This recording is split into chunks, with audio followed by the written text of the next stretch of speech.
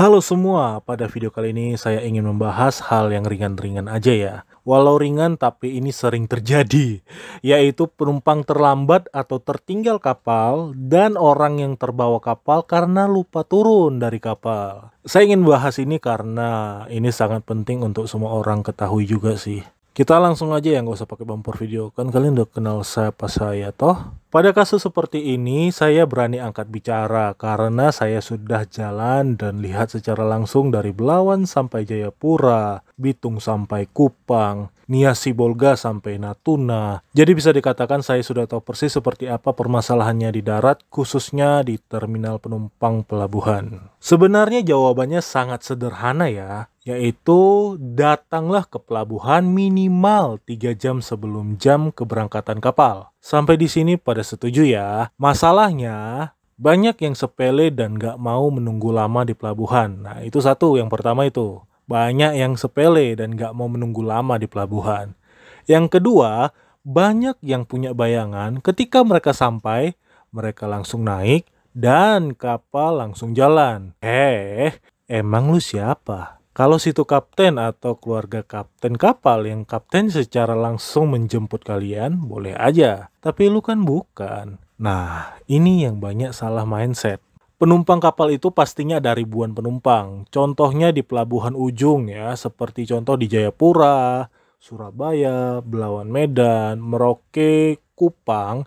Itu rata-rata merupakan pelabuhan ujung, awal atau akhir, yang sangat pasti penumpangnya yang naik tentunya akan banyak. Memang ada beberapa orang yang punya pendapat, ngapain kita ngumpul di pelabuhan ramai-ramai sama banyak orang? Ntar kalau kecopetan atau ada barang yang hilang, gimana? Ya makanya harus awas diri. Barang-barang diawasi dan dijaga. Jangankan naik kapal, naik pesawat pun juga begitu. Di bandara kadang juga ada barang yang hilang atau tertinggal. Kalau kita flashback ke zaman tahun 2000 atau 90-an, rasanya orang-orang angkatan kami tuh nggak ada yang rese ya. Kami bisa bertahan di lapangan.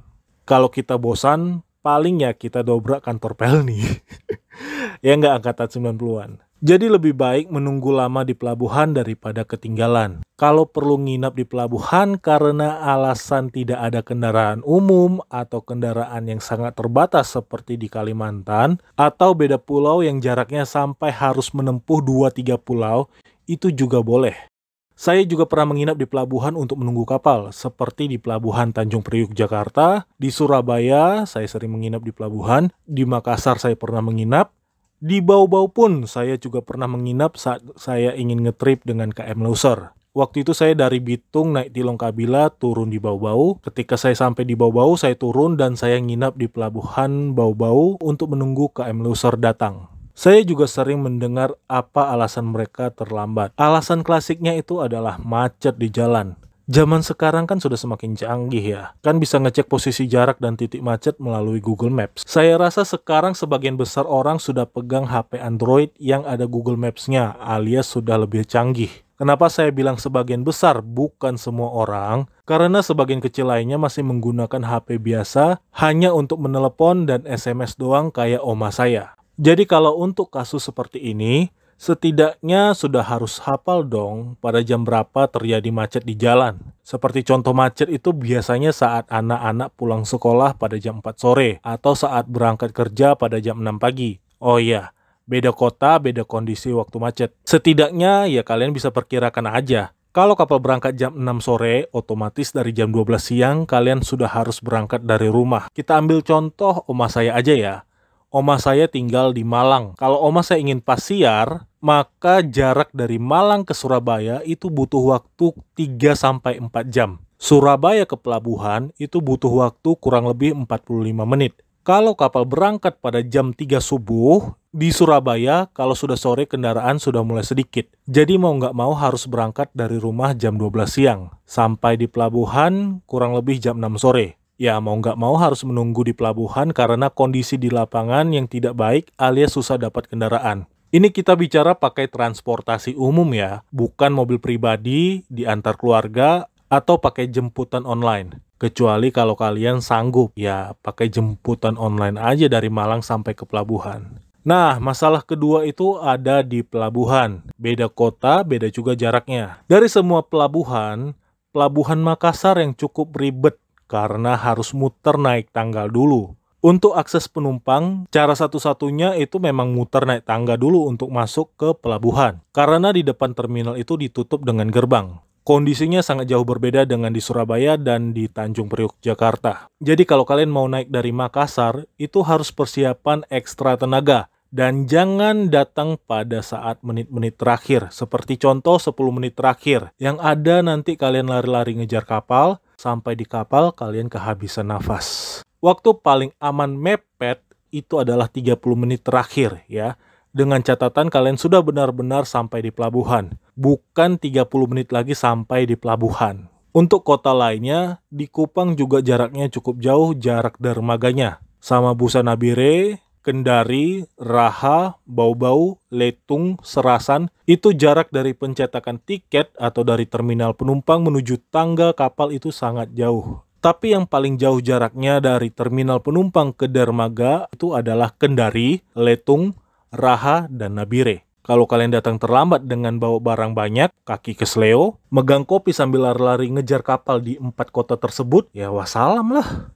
Soal pelabuhan kayaknya kita perlu bahas di episode khusus ya. Karena beda kota, kondisi pelabuhannya juga berbeda. Nah, kondisi badan kita juga sangat menentukan. Kalau lagi lemes atau ada sakit di kaki atau pinggang, usahakan jangan terlambat. Kan gak enak harus lari-lari ngejar kapal toh. Kalau kondisi sakit tergeletak di tempat tidur atau dari mobil ambulans, itu biasanya ditunggu. Tapi sangat jarang ada yang terlambat. Biasanya yang dari ambulans itu lebih on time. Nah, ini yang aneh. Yang tergeletak di ambulans saja bisa nunggu dan on time. Masa kalian yang sehat dan masih bisa berjalan tegap malah terlambat? Nggak malu apa?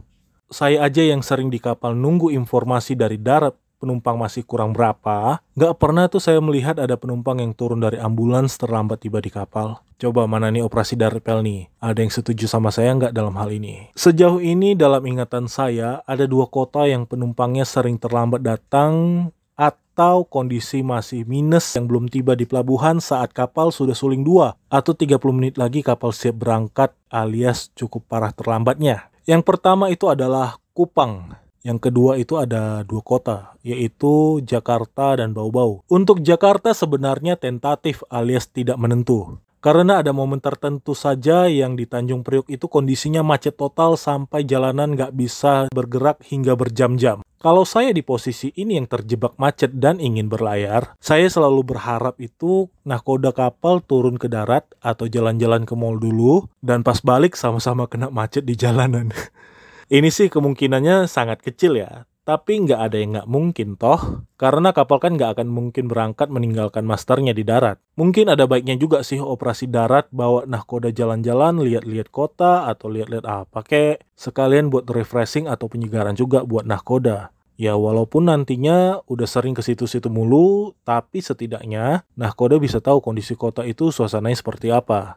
Kayaknya perlu lagi nih diadakan city tour seperti dulu tuh. Sebagian besar memang banyak kasus penumpang yang ketinggalan. Tapi ada juga loh kasus orang atau pengantar lupa turun dari kapal. Seperti contoh kemarin yang viral di Bitung. Dan contoh lainnya itu di KM Sinabung. KSOP Pelabuhan Biak lupa turun dari kapal. Saya ada kok waktu itu di kapal. Nah, sebenarnya di kapal sudah ada speaker atau toa yang umumin kapal akan berangkat. Seperti contoh, 30 menit lagi kapal akan siap diberangkatkan. Kepada pengantar pengunjung buru-buru bagasi yang tidak berkepentingan, nah itu biasanya diumumkan di kapal. Tapi kayaknya sebagian besar suara speaker atau toa di kapal sudah tidak jelas terdengar lagi sehingga kadang tidak jelas didengar. Mungkin untuk selanjutnya ABK kapal harus sweeping atau teriak untuk peringatkan kembali jika sudah 30 menit lagi kapal akan siap berangkat. Mulai dari PIDC, Satpam kapal, dan Bintara kapal mungkin harus aktif juga dengan catatan jika speaker atau toa kapal memang sudah rusak atau tidak terdengar lagi. Kalau misalnya masih bagus atau terdengar, nggak apa-apa sih diperingatkan kembali gitu kan. Kan kasihan jika mereka sampai lupa turun. Lagipun untuk kasih kapal sandar atau merapat kembali nggak semudah yang dibayangkan. Banyak sih yang lupa turun dari kapal, mulai dari buru-buru bagasi, pedagang asongan, pengantar penumpang, hingga KSOP pelabuhan. Itu lucu sih, sampai KSOP pelabuhan pun lupa turun dari kapal. Aduh, kasihan.